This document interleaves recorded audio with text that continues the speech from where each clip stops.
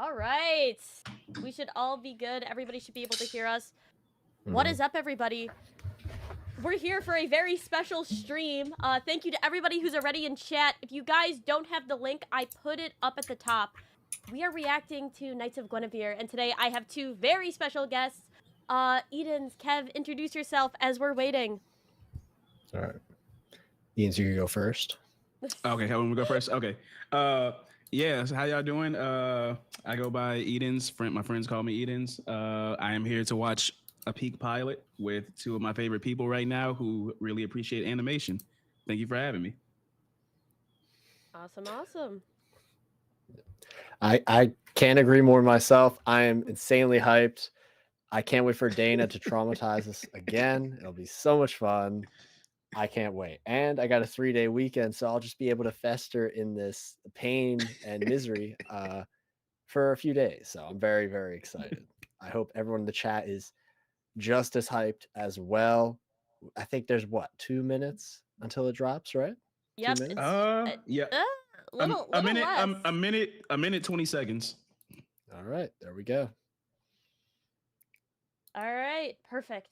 I posted everything in the Discord, so we should be all good because I always forget to post in the Discord. But thank you everybody who's already kind of in and watching. I really appreciate it. Like I said, if you guys want to put, because I'm not gonna have any sound on this stream, I want you guys to watch the actual thing side by side with us, and then afterwards we're gonna have some discussion of the show. So, I mean, there isn't really a lot to say about it yet. They've showed us very little, and yet they've built so much hype. So, I don't know. I'm excited. Any final thoughts before this starts? Because we're getting close.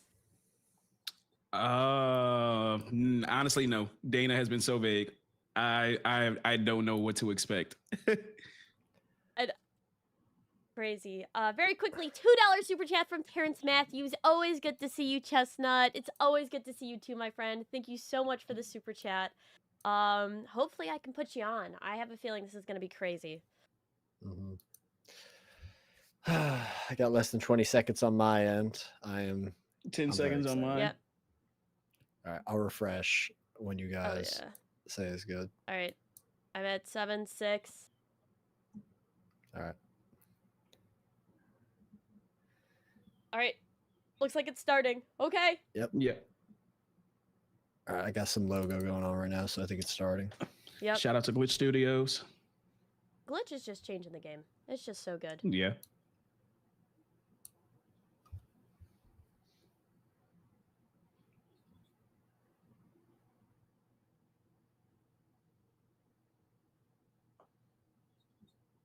Okay.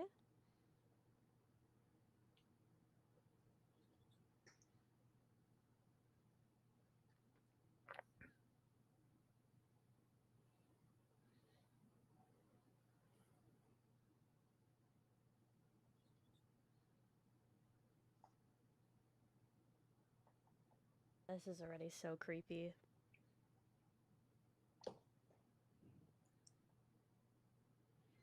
We got creepy Walt Disney. The little girl's Olivia. Princess in a Tower, definitely Walt Disney.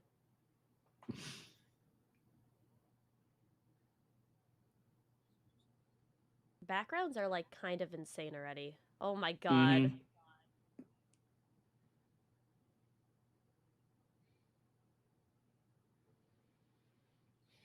Oh, wow.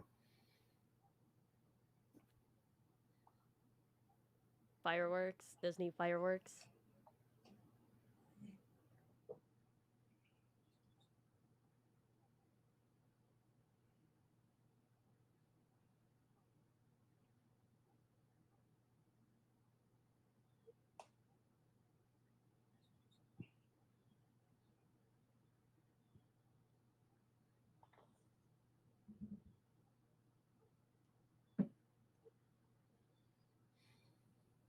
Okay.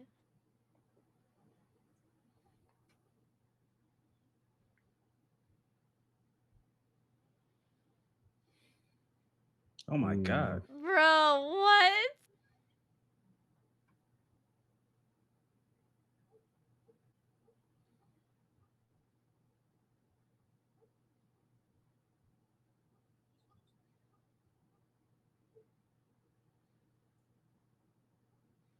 What?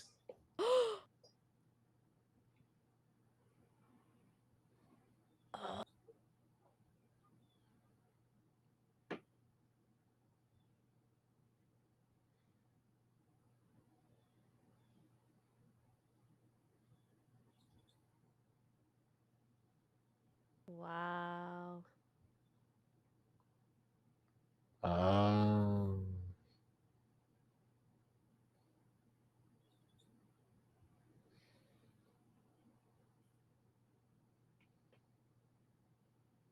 I love the live action.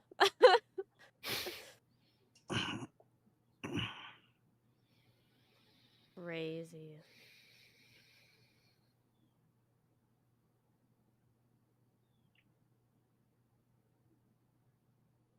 That was a great intro. That was really I'm good. immediately locked in. Yeah.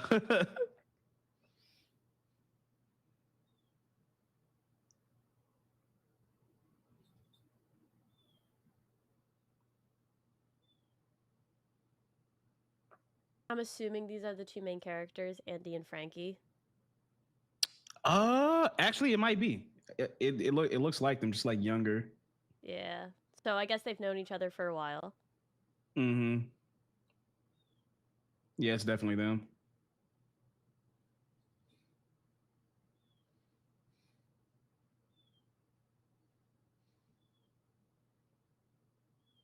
Oh, it's the ballerina. Okay, ballerina Gwen.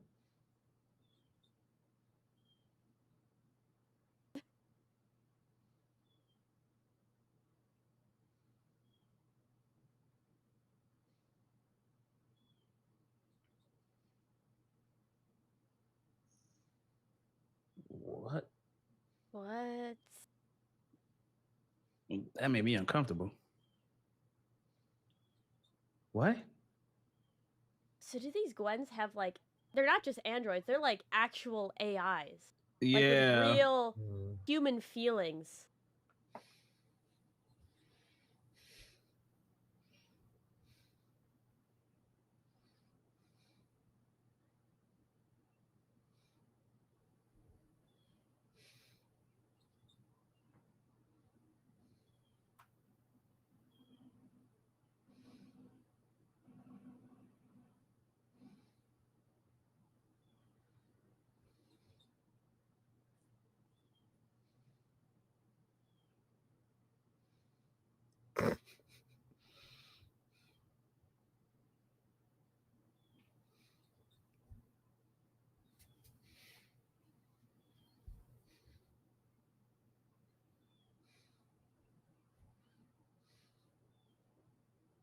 Planets getting terraformed is crazy.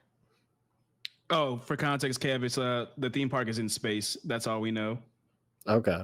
Okay.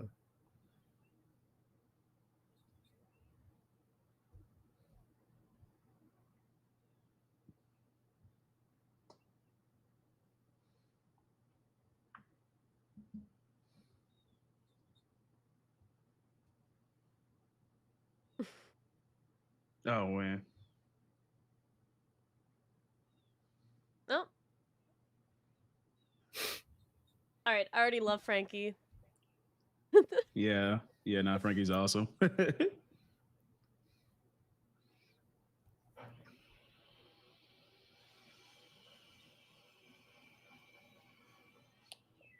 I like that Frankie's a genius too. Yeah, Frankie's like super smart, hacker, engineer type deal. I also think it's interesting that they have like the crownies, which is like just people who work for the park, and there's just divide between people. Mm-hmm.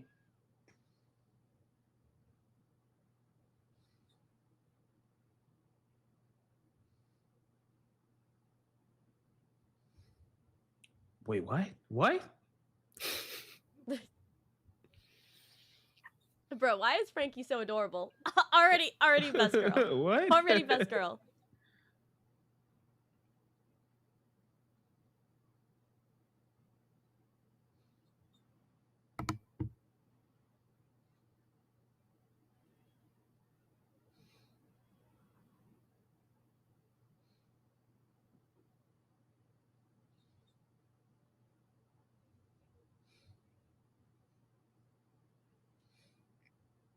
I love their house.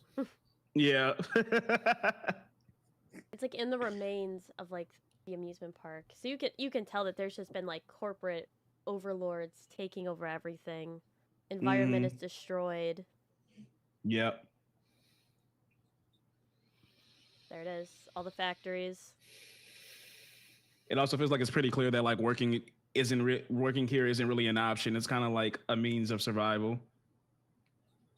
And all these cups, man.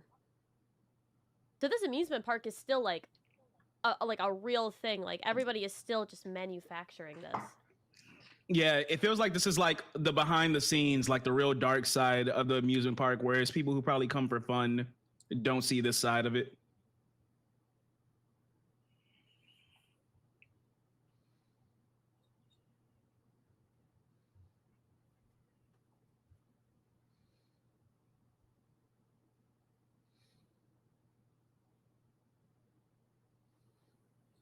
Whoa.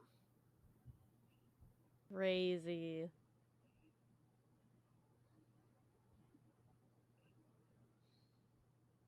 Oh, like Gacha Akuda vibes. Yeah, I'm so glad you said it. I was trying to not to say it. It's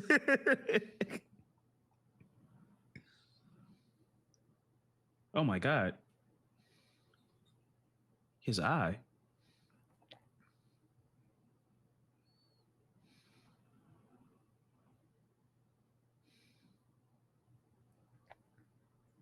Animation is so good. Like the character acting is just really good.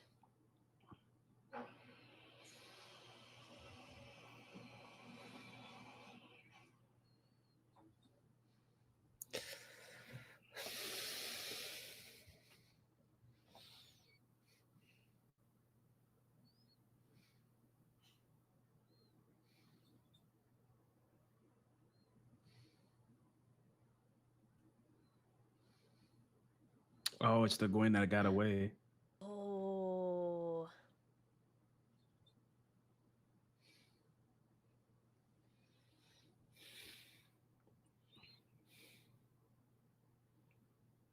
That's so cool.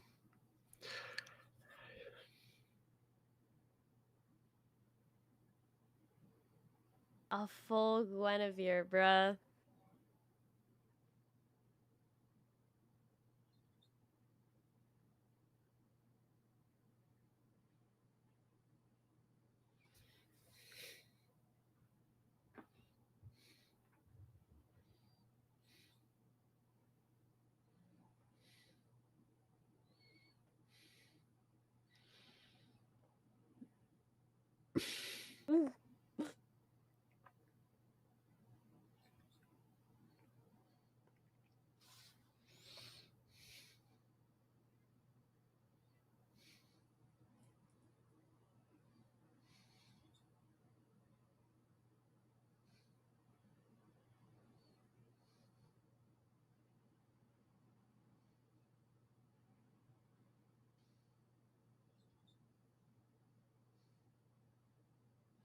Damn.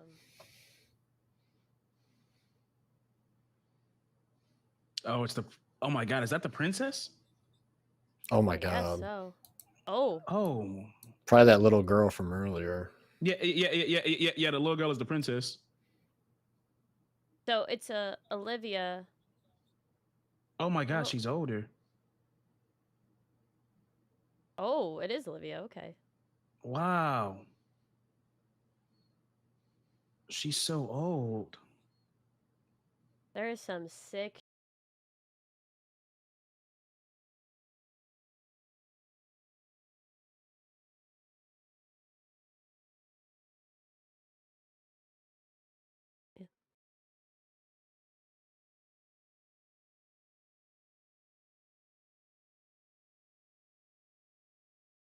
Oh. Shoot. Oops. Edenz, your cam came off of stream.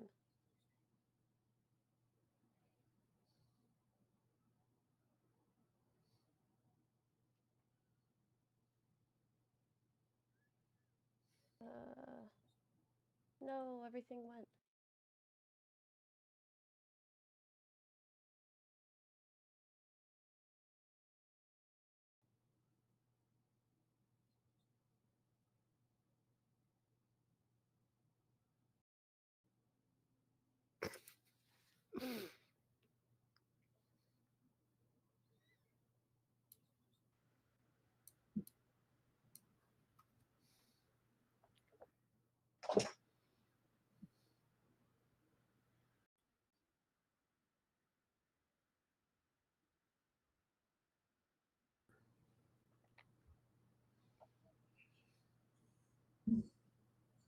There I am.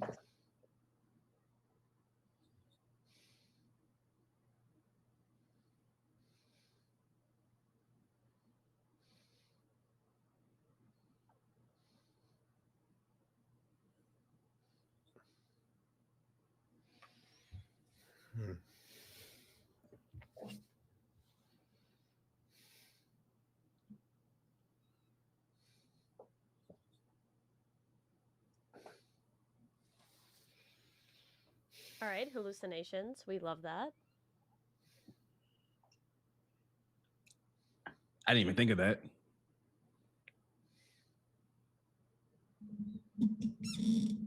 Oh my God.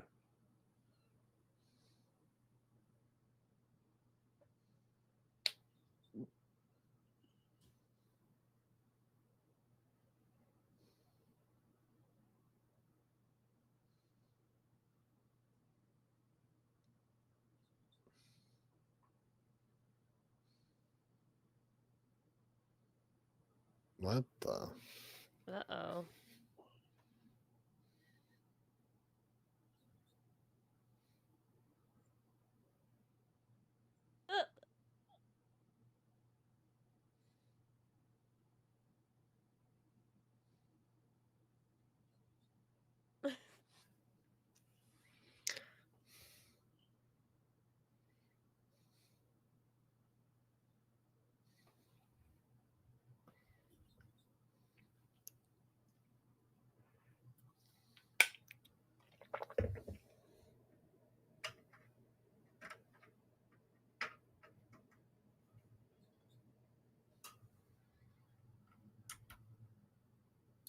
Oh my God. This is gonna be so bad. All right, this is gonna be crazy.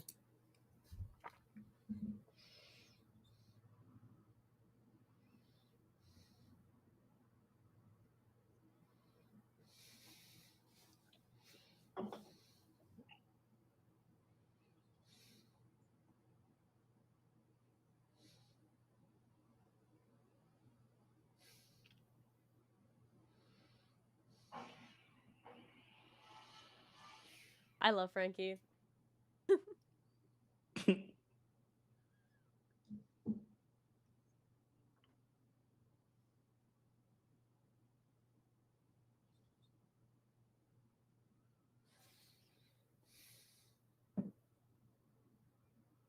Oh, that's creepy. I didn't like that.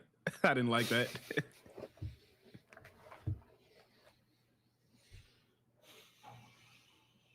I don't know. It's so interesting that it like it's obvious Park Planet has like destroyed everything and like has caused people to be in like ruin, but she's still so gung ho about like Guinevere and this idea of it. I guess I'm trying to figure out like what's Frankie's deal. Is she just trying to get out of this and get a cozy job in the labs? I'm trying to.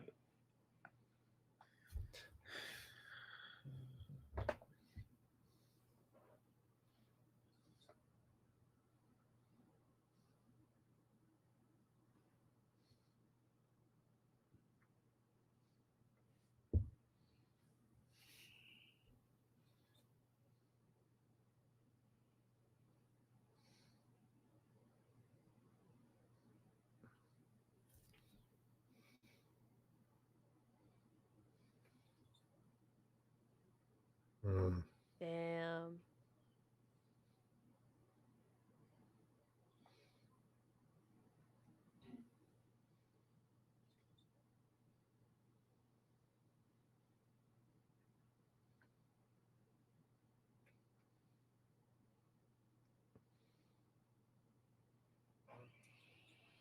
Drugs?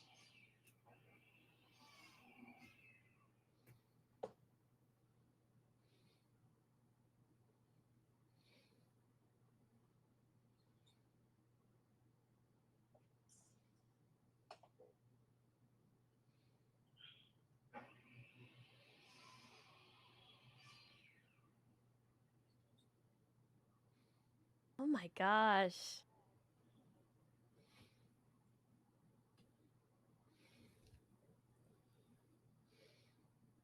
Oh my. Oh, what? What?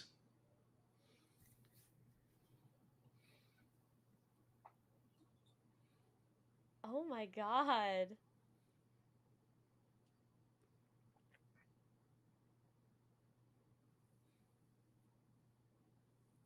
I love their dynamic.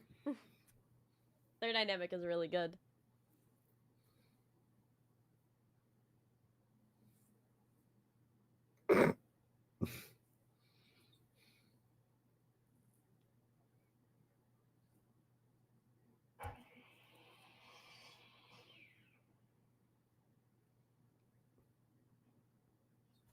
Oh.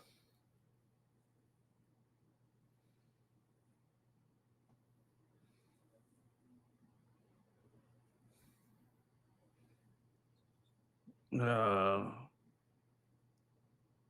Ugh.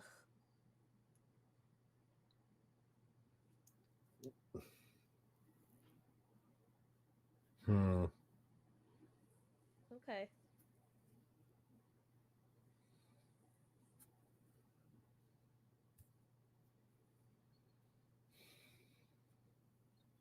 bro, I'm still stuck on the teeth part. Oh, that was crazy. Well, they have a missing tooth. I assume it happened before. No. I'm saying it did. That's what I'm saying. I'm still stuck on that. Like what? Yeah. So I wonder where they are now. Some sort of oh.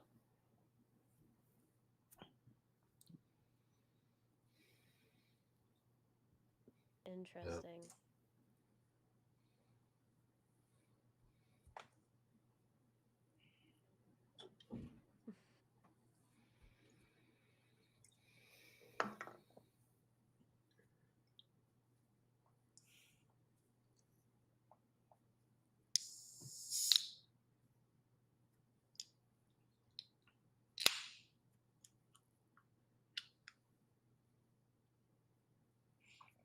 Okay.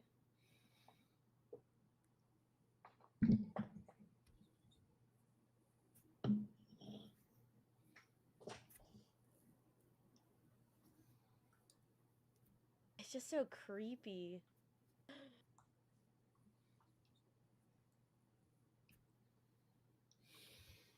Yo.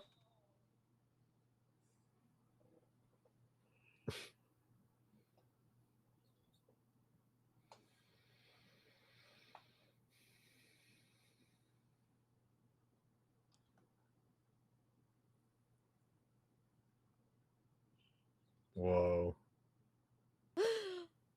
What the? Oh my gosh.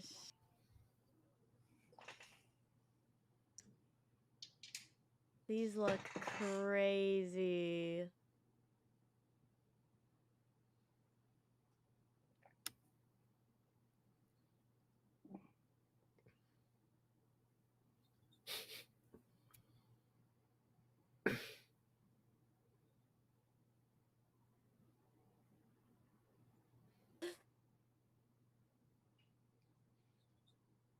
What the hell? Yo.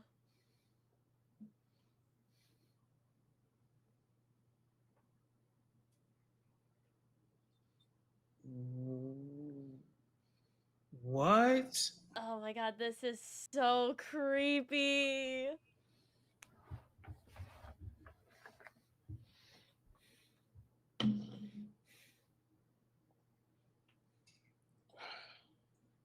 Hmm. Oh my. What? Okay, so it feels pain. What? It's some sort of weird organic. So all of these androids are some sort of weird organic. Yeah.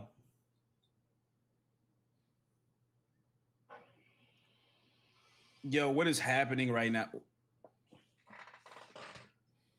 Why is there fire? What is happening right now? The Gwen carried them. It was the Gwen, right? It has to be the Gwen.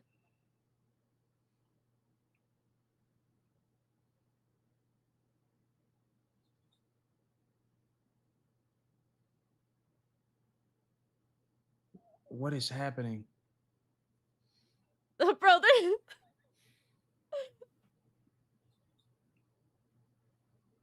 Oh my god. No, bro.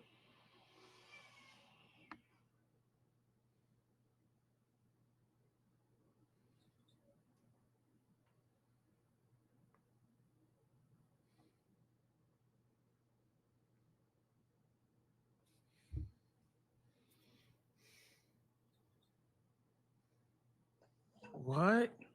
What? Bro.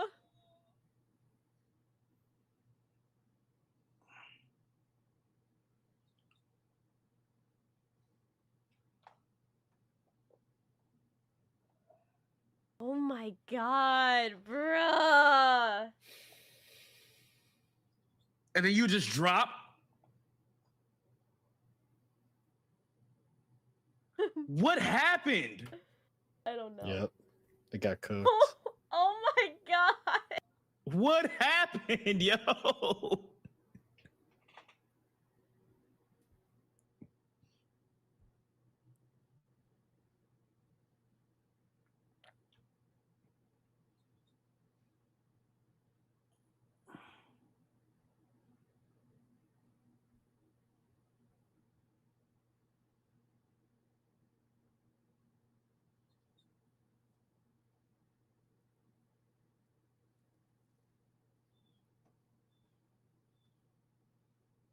Mm.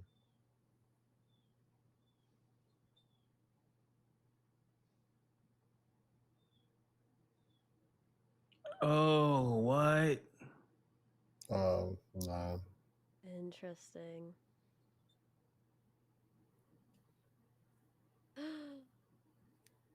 Rebooting.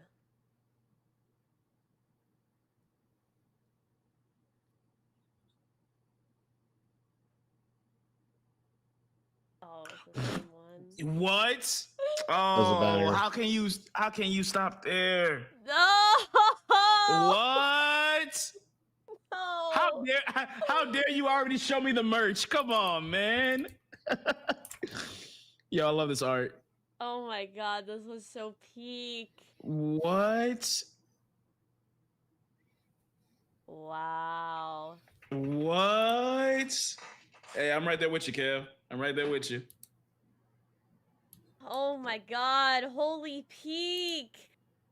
Bro, why is the merch dude, so what? good? Look at that sweater. Oh my gosh. Very quickly, I got a $2 super chat from Leslie Turner. Hey, how are you? Also, go Bills. Go Bills. Thank you so much.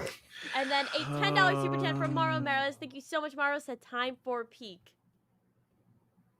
Wow. That was crazy. Please tell me, is there like a post-credit scene? Can we expect like a post-credit scene or something? I need something.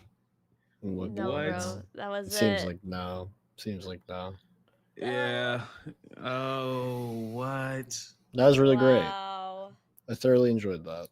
Thoroughly I love that the chat is spamming absolute cinema. Cinema. It was. I really That was enjoyed that. Oh, That was yeah, really that good. was really good. That was really good. Oh man, I am. There's so much to just talk about. Yeah. I'm trying to process so much of what I just saw. I think what I really enjoyed the most about that was from just this episode, it had a really good sense of parallels. I thoroughly enjoyed that because okay, so we're assuming that boss dude is Frankie's dad, right? We're Yeah. assuming that. Okay. I love the parallels between Frankie and that little girl because there's like the father-daughter dynamic and the full circle moments with her trying to do the vending machine, claw machine to grab the Guinevere, and then her using the trash thing to grab it, just like the claw machine. Yep. And the Gwen interaction with them as a kid coming full circle at the end too. Like there's a lot of moments like that that really made it feel very satisfying just to watch genuinely, you know? And I'm so much more invested because of stuff like that. Yeah, Oh man. I really enjoyed that. I think that probably one of my favorite things was just Frankie's character. Um Very enjoyable character to watch through. Seems like although Andi is like the second half of the main character, it seems like we're following Frankie more and kind of how she's processing the world. Very interesting dynamic that we see between like Frankie and how she treats like the crownies or the people who work for Park Planet versus how everybody else seems to treat them as kind of like traitors. Like they are, Yeah. basically helping to continue systematic oppression of people. Whereas Frankie is almost deluded in this way, where she wants to be a part of this because she has so much love for Gwen. And I think that we see that also come for full circle at the end, where it's like Guinevere ends up helping them and helps save them. And it was like the same Gwen as before. So I think we're going to see a lot of kind of crazy stuff coming in from uh just Frankie and her mental state. Just a very weird dynamic we see where it's like Andi is obviously the more grounded in reality person, where Frankie is kind of this everything is still whimsical. And I mean it's definitely Mhm. taking shots at Disney too, right? Like that's kind Yeah. of how like Oh yeah, like yeah, yeah, 100%. like Disney does all of this.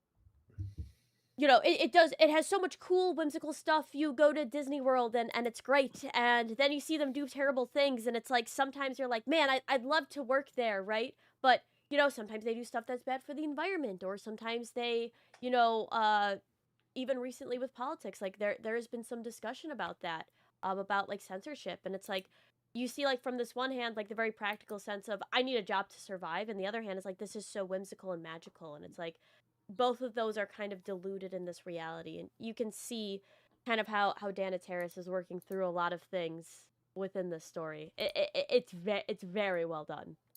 Yeah. I I um w- I thoroughly enjoyed the lower lab area because that was a very obvious reference to Epcot, obviously with the big domes with the triangles all around it, and that's Walt Disney's biggest failure because he wanted that to be like a major city of tomorrow thing, and now they're literally living in a city of tomorrow park society thing. But the failure being modeled after that, I felt was very, very smart, very smart. And like how Guinevere, like the buns, like it's basically just Mickey Mouse, right? Like if you look Yeah, at pretty the much. the Yeah, silhouette.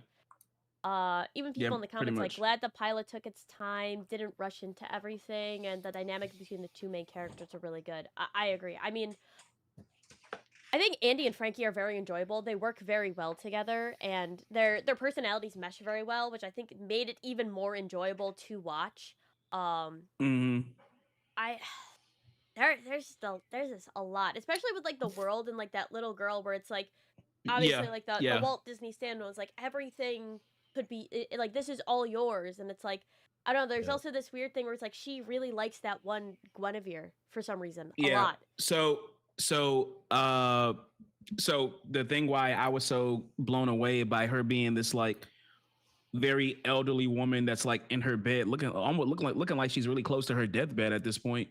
Um I was really kind of blown away by that because, there were theories going into this pilot after watching the trailer where that after that scene where the Guinevere like jumped over the balcony to escape, you get the little montage and you see the little girl is like an adult now, like a young adult at that point. And so the idea was that she was gonna be like the main antagonist in a sense, or at least like people expected her to be in her young adult form. And like there's another shot with her working on that same Guinevere like in the lab. And so that just really caught me off guard that, oh no, it's when they said many years later, it's like, oh no, she's not just an adult. She's pretty much a woman now. And mhm, that really caught me off guard. And this part about that specific Guinevere being so different from the ones in the parks. So it's really hard to miss. But during the montage, when right after the Guinevere jumps, there's a quick shot of like a sketch of Guinevere herself, the one that jumped. And then like there's all these notes about like these things that I assume the girl wrote that she sees as flaws in the Guinevere, where she's like, okay, I need to take her back to the lab and fix this and improve upon this. Like one was the point on her hair. It feels too violent. I need to brainstorm some new ideas on changing that. I don't like the way her pupils look. It looks like she has a wrinkle under her eye. I need to fix that. And then as like the montage continues, like literally the shot right after, it's the shot with like half of Gwen's face being peeled off, and you see she's being worked on, and that seems like what was going on why the Guinevere finally just like tried to jump and escape, because she's been through so many different experiments on her body to where it drove her insane, to where she was just trying to get away at that point. That's like the theory I'm like going through in my head right now, to where like this little girl, she just kept trying to find this like model of perfection with this specific Guinevere.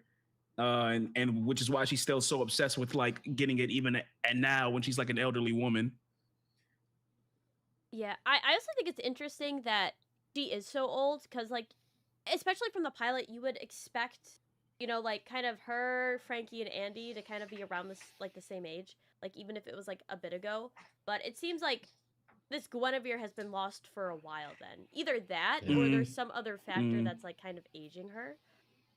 It's very morbid. And I think that the kind of shock value of watching this, where it's like it's not done like a slasher film, right, where it's like there's just people's limbs getting cut off. It's kind of like the suspense horror that really gets you. It really does remind me of like a Five Nights at Freddy's or a Poppy's Playtime.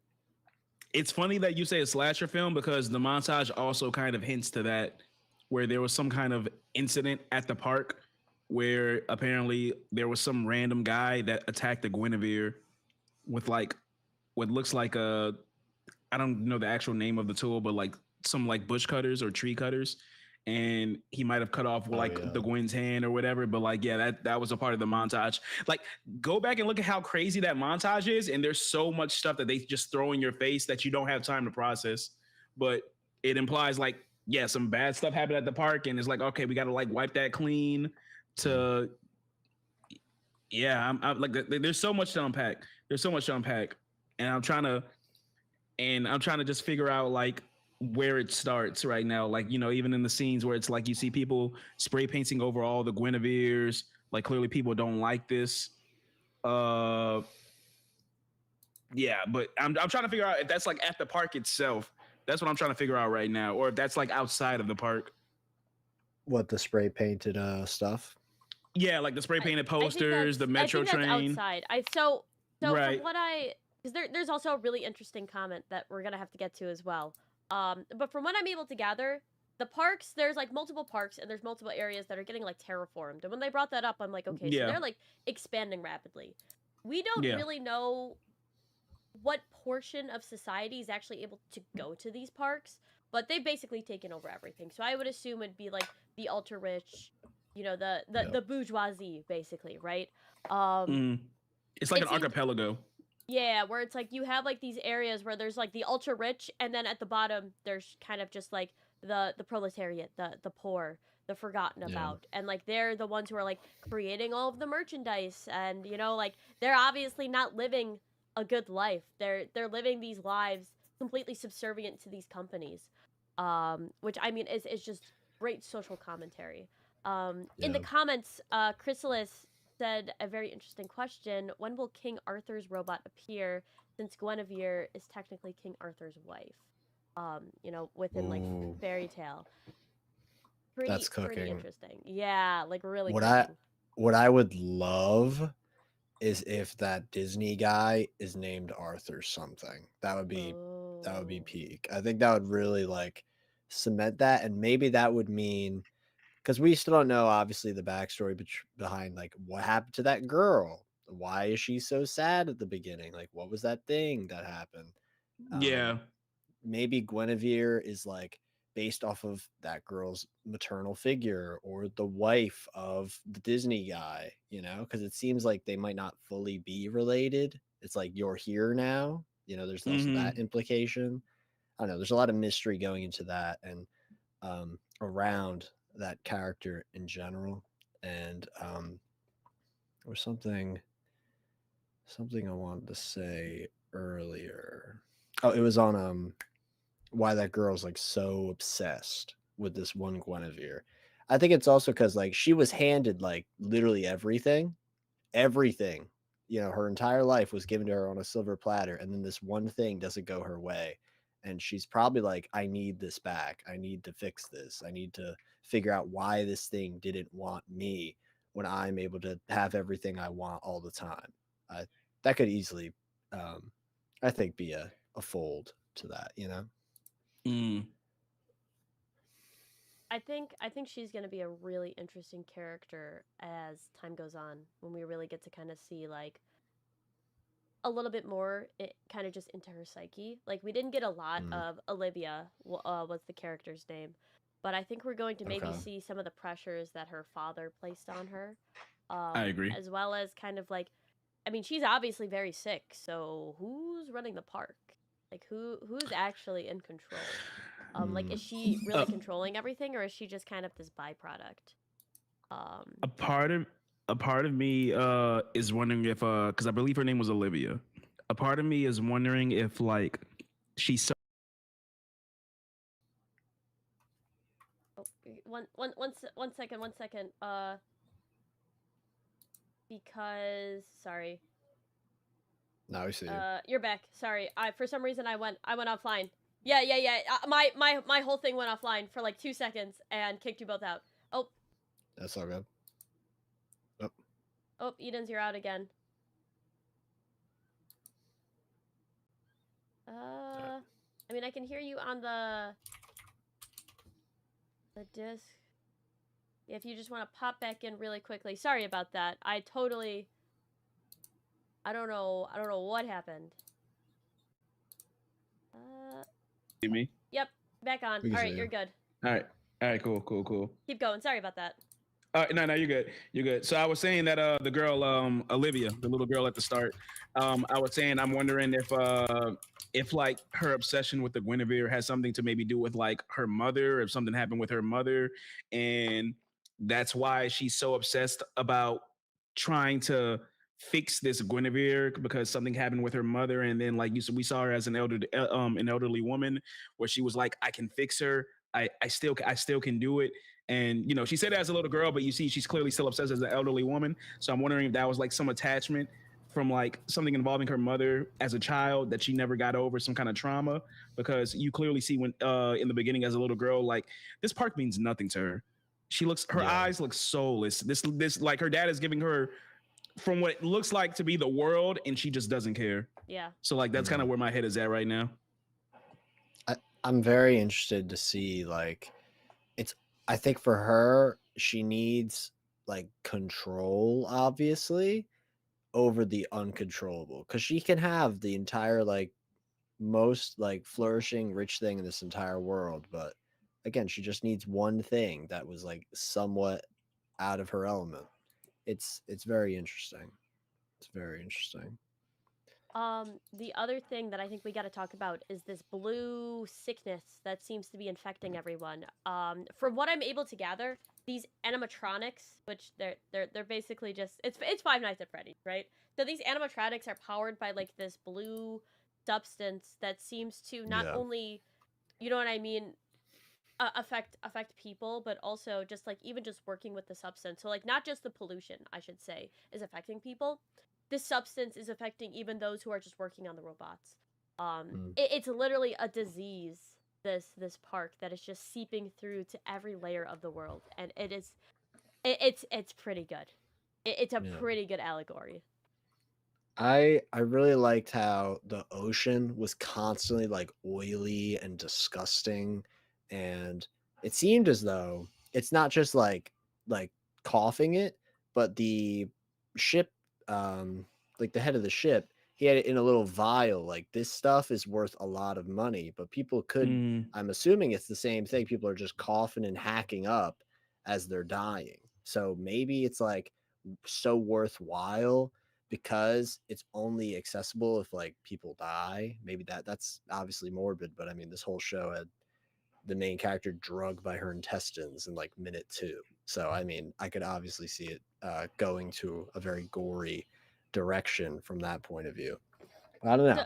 It's interesting because again, Chrysalis in the comments saying it's like getting a blood type that's not your own. I would go even further and be like, this is kind of like a tuberculosis, where it's like it gets in your lungs and it's almost impossible to get out. You start coughing up blood, you start getting sick.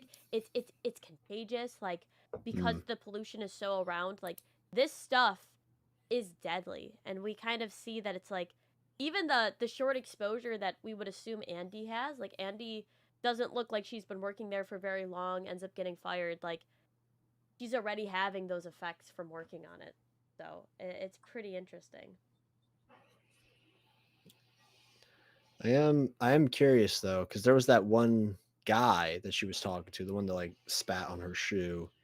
We don't think he was working there, but he was still coughing up all the crap too. So it's kind of like if you're in the environment, you're going to be affected by it. But obviously, if you're living underneath it and it's constantly like looming over you, it's going to affect you as well. So it's cool to see how it affects different people in different ways. And that could be why that one lady's so sick.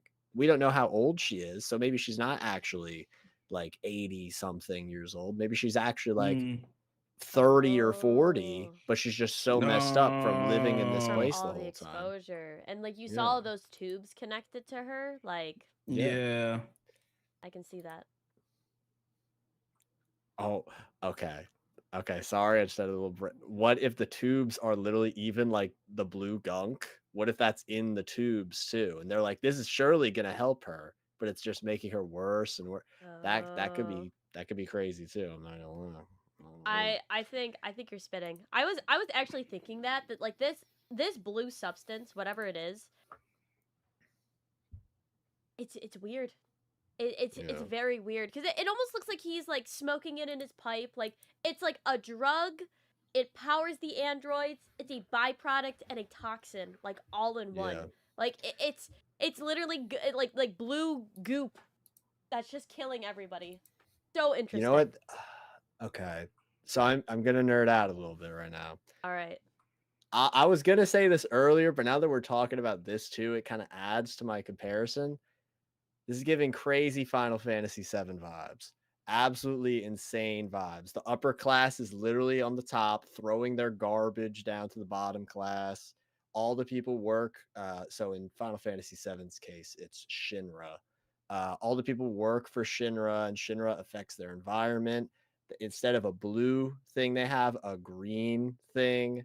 And that's the thing that fuels the planet essentially, and they drain it of its life force, and it causes the entire place to be all corrupted and horrible. Except instead of removing something, they're adding something, and that's the mysterious blue stuff that we have here. So I don't know. I just had this thought process cooking for about half of when we were watching that, but now thinking about the blue stuff, I don't know. It kind of adds this layer to it. Okay, I got a wild headcanon right now over like going back and like peeping the actual dialogue. So you remember in the very beginning when Olivia was a little girl and the Guinevere first escaped? Going back and looking at the dialogue again, I think that wasn't the last time she saw that Gwen. I think they actually did find her and bring her back several times over. And this Gwen had recently escaped again because because if you go back and look at the scene when she looks like an old lady in the bed, she is saying the attendants, one of them tells her that, hold up, I want to get it word for word to make sure I'm saying this right. So the attendant when she shows the hair to her, she says, we found traces of your princess again, meaning that, okay, this is a reoccurring thing. She said she made it to the surface this time, meaning that, okay, this has happened again and again. And but this is the first time that she's made it to the surface. The surface, for context too, Kev, I don't know if you know as well, Chestnut, they made it clear that like the park, they don't talk about the surface. They kind of keep quiet about the surface, like it doesn't exist. But yeah. They imply that that this has happened several times over the years as this girl has gotten older. And again, Olivia says, I have to fix her again, meaning like, okay, she's done this before. And then and when you go back and look at the montage in the very beginning, when the Guinevere jumps and she says it even back then, I'll fix her again. And when you go through the montage, so the Guinevere there, when she jumps, she has long hair.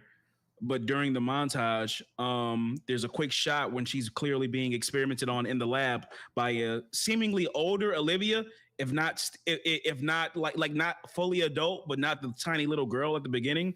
You see, it's Guinevere in the lab being experimented on, but this time her hair is cut, and it looks a lot like the one that we find when the story is picking up in the present. So it seems like they did find her, brought her back, and she just got experimented on again and ended up escaping. And this process just got repeated over time. Okay. I mean, I think that makes a lot of sense. Where it's like, this is like the umpteenth time that Guinevere has escaped, and this Guinevere continues to escape and continues to like kind of fight back, almost like the face of the company is trying to fight back against what's been going on. Mm-hmm. There's a lot of symbolism like within the show. I will say that Guinevere is terrifying. Yeah. Oh yeah. 100%. I like that they didn't give us some action fest with that fight. I like that we have that mystery of what in the world could have even happened with that like Titanic sized thing, whatever that was, because she just said we need him to do something, and then that thing shows up. And then you saw the little face glow up in the hallway after she says that. Yeah. All right. So I'll get back to that in a second. But I don't know. I kind of love that it's like very, like, I don't know. The fact this thing is so strong and we have no idea what it's gonna do. We have no idea. It's like a Chekhov's gun. You know what I mean? We'll see it eventually, and that's what makes me so excited, especially with the amount of like gory art that was showcased, throughout Dana's entire stuff. I'm excited to see some eldritch horror come from this Disney princess equivalent. And for the giant thing, right? With it being the voice of the father too, that I think that's very interesting. I'm wondering if there's some like, obviously, people could make comparisons to like, oh, is it like Walt Disney's frozen head and the dad's still alive? Which it could be, but I don't know. I'm intrigued if it's like some I don't know, like an AI version of him too, like to keep him alive, like how Guinevere is still alive. I don't know. I think there's a lot of potential. That's how I would see it, where it's like, I don't know, there's definitely something organic about it. Like, remember during the fight where it's like, why are these androids feeling pain? You know, like it's weird. Like, they're not totally machine, but they're definitely not human. It's like this weird mixture in between. So I think like moving your consciousness, maybe like once your body gives out, your consciousness can be moved to these machines to like the next person. I mean, we know that for some reason all the Guineveres are like connected, but through some kind of like, let's just imagine it's like some kind of mainframe thing. Maybe Guinevere before that was a person whose like mind was transferred into a machine, and that could be what happened with the dad or something like that, because we don't know how this thing even existed in the first place. Also, I'm wondering. Oh yeah, you can go. No, you can go. You go. Okay, I was just about to say, I'm wondering also.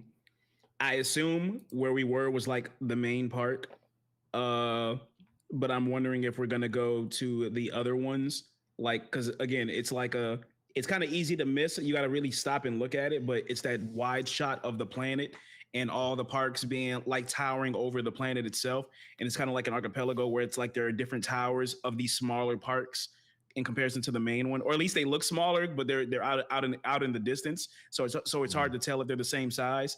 But like the theory is that like, oh, those other parks are where like the other Guineveres are, like the ballerina, the mermaid, the There's two more, but I can't recall their names at the moment. But people are thinking that like, okay, those other parks are where the other Guineveres are. So I'm wondering if they're going to be relevant in some way. And I think we only saw the ballerina in this first episode. Outside of that, it was like a cameo for the mermaid one, but I don't think we really saw much of the other two. Yeah, I don't think we did. Yeah, I think we've seen. Through. Yeah, I mean, like even like going back through and looking at the intro again, like I think we just kind of see like the base princess, like that's the one that princess, not ballerina. I kept saying ballerina this whole time. I meant princess. No, yeah, we haven't seen racer and ballerina. We haven't seen those two. I'm assuming that we're gonna be seeing them later in the series as antagonists, as like they're more so controlled by Olivia or whoever's actually running the park. Also, since we're kind of on the topic of the ballerina or I guess like the Guineveres in general, Chrysalis in the chat said that this Guinevere, the Princess Guinevere that we see, could be so violent just because of everything that Olivia put her through. I think that I think that's pretty accurate, especially when we see how much she's been kind of experimented on and how much her personality has kind of been wiped away. I think that makes a lot of sense. Oh my God, there's so much here. I'm trying to like, just like I've been over here quiet trying to just study every little shot because I'm like, there's so much going on in the background of these. There's a lot. I also think it's especially in the beginning. I don't know if you guys noticed, like in the very beginning of it, the father, not sure what his name is, but Olivia's dad had like a little blue not Walt Disney. Yeah, not Walt Disney. Had like a little blue mark on his head. Yeah, I was wondering about that. So. Yeah, it was something I kind of was like, oh, that's interesting. I didn't remember seeing that when it was like the introduction to Park Planet. I thought it would just be like like a spot on his head. You know how some people have like a birthmark or like a sun. I don't know the exact word for it. But like when people get older, sometimes they show up too. Yeah, I think it might be like the blue sickness kind of. That'd be cool. That'd be cool. I was kind of thinking, it reminded me of that one game, Detroit Become Human. They also have the blue dots literally like right there on their temples. Oh yeah, right there. But I like the blue sickness idea way more, so I'd prefer if it's that. But I don't know. I would just prefer your idea personally. That sounds more Walt Disney. Walt Disney. I like Walt Disney. Walt Disney. Walt Disney.